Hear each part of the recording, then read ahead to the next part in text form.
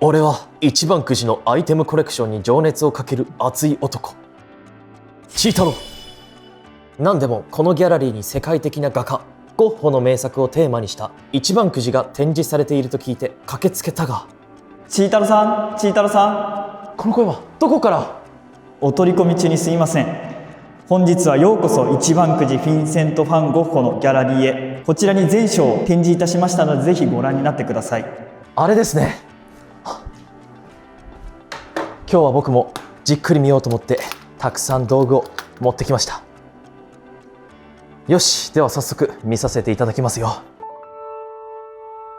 まずはこちら A 章ですね。ゴッホの代表作の一つ、星月夜を立体化したジオラマフィギュアです。いやー、もう迫力がすごくて真っ先に目に飛び込んできました。この作品ですが1889年に描かれた作品で、現在でも世界で有名な絵画の一つとなっています。ゴッホが亡くなる少し前に病院で療養中に描いた絵とされています。この絵ですが、どこからどの景色を描いたか研究され続き、いろんな説があるのも特徴的です。背景の渦を巻く夜空と輝く星、月が印象的ですね。向かって左手前の黒々とした糸杉が大きくそびれ立つのも特徴的です。力強いです。この力強い筆跡が生み出す影は、病気療養中だったゴッホが不安定な心というものを表しておりまして、同時に背景の息を飲むような鮮やかな青い夜空はゴッホの星空への胸の高鳴りも表現しているとされています。フィギュアではこの筆跡や凸凹を立体的に表現しているので、特に糸杉の裏側まで再現されているこのフィギュアならではの見どころもぜひお見逃しなく。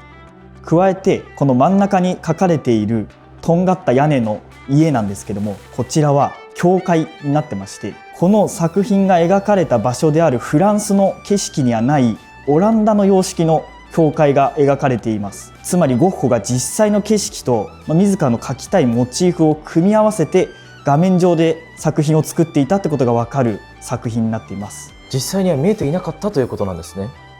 なるほど、興味深いです。星月夜の魅力を立体だからこそ味わえるアイテムだと思います。確かにこうやって一つの絵を立体的に表現することでこの世界観に引き込まれますね。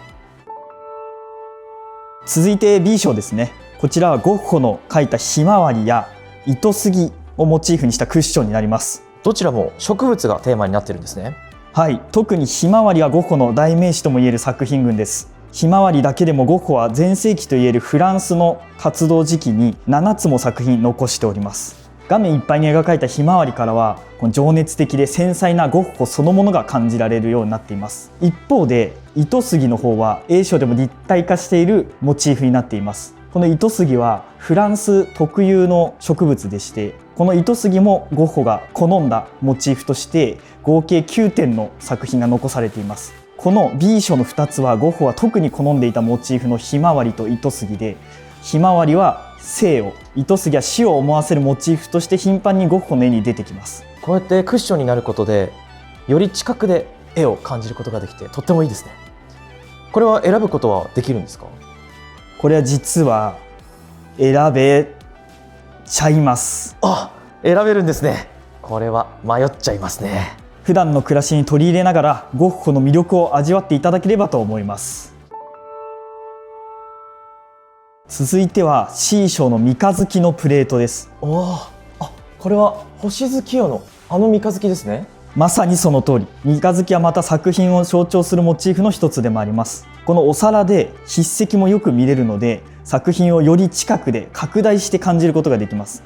この作品を知らなくても印象に残るデザインですし、何よりこの青と黄色の鮮やかなコントラストが綺麗で、インテリアとしても飾って楽しむことができます。確かにこのプレートになることで三日月がより大きく見ることができて、筆跡まで感じていいですね。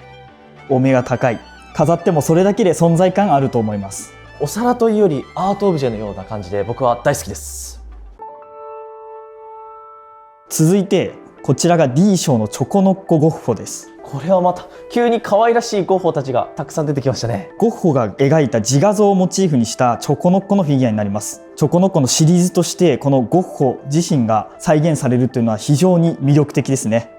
ゴッホは多くの自画像を残したとされていまして、約30点以上もの自画像が存在しているとされています。この自画像ですが鏡を見ながら描いているため、絵の中では全て反転しているのが特徴的です。時期ごとに色使いや表情だったりも異なっていて、その時のゴッホの精神状況だったりとか生活の状況だったりっていうものが表情に現れている作品になるんですけども、それがこういったデフォルメ化されるっていうことは非常にお目が高い作品ですね。特にパレットや絵の具など細かい違いも再現されています。確かによく見るとこの筆の先の色なんかも変わっているんですね。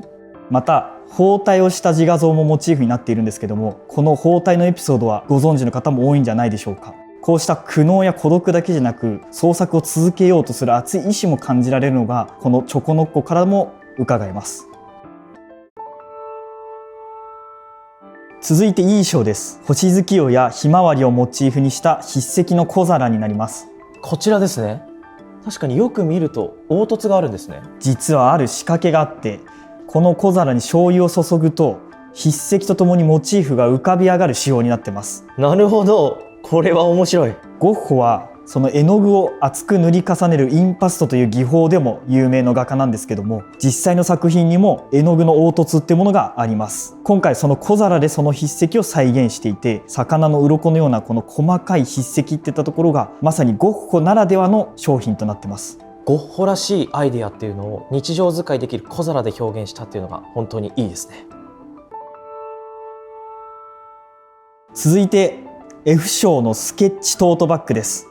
これですね。ゴッホ作品に登場するモチーフをデザインにしたトートバッグで、こちらは当たったら好きなものを選ぶことができます。なんとこれは普段使いしやすそうでおしゃれでいいですね。実はゴッホって色のついた絵画だけじゃなくスケッチもたくさん残しているんです。ゴッホの残したものを家族がしっかり保存していたので、現代の私たちにもたくさん見ることができるんです。家族との結びつきが強いことが感じられますね。まさにその通り。今回はひまわり、馬、椅子といったゴッホの作品にも数多く登場したモチーフをラインナップしています。ゴッホは特に同じモチーフのスケッチもたくさん描いており、色のついた作品を作成する前にこういった形で構図や筆跡の練習をスケッチで研究していたとされています。そのスケッチの多さは努力の画家の象徴でもありまして、この F 賞のトートバッグでおしゃれさだけでなくゴッホの他の一面というものも表現されているのはかなり魅力的です。バックインバッグとしても使えるコンパクトサイズなので普段使いしやすいと思います。まさにゴッホの作品を知るきっかけにもなるデザインだと思います。こちらは G 賞アクリッツゴッホです。これはゴッホの作品をそのまま小さくしたような感じでめちゃくちゃいいですね。星月夜やひまわりなどゴッホの作品で特徴的な絵画がラインナップされています。前後二重構造になっておりまして、手前のモチーフと背景の両面印刷でゴッホの立体感を出したアイテムになってます。確かにちょっと浮き出てるように感じますね。特に今回は星月夜やひまわり以外の3つの作品を紹介したいと思っています。まず真ん中のアルルの跳ね橋ですが、南フランスのアルルに移り住んだゴッホが描いた黄色と青が美しい作品となっています。向かって左下には川で洗濯する女性たちの姿も描かれていまして、ゴッホらしからぬ明るい作品になっています。続いて夜のカフェテラス、こちらも青と黄色のコントラストがとても綺麗な作品になっていまして、夜のカフェテラスがそのままモチーフになっています。もう夜の街角に鮮やかな黄色を光り放つカフェテラス、ゴッホが初めて星空を描いた作品としても知られている有名な作品です。続いて一番端の花咲くアーモンドの枝、こちらはゴッホの植物をモチーフとした絵画の中でも日本画の浮世絵などに影響を受けたとされている絵画になっています。好きなものを選ぶことができるということで、いやこれはどれも欲しいです。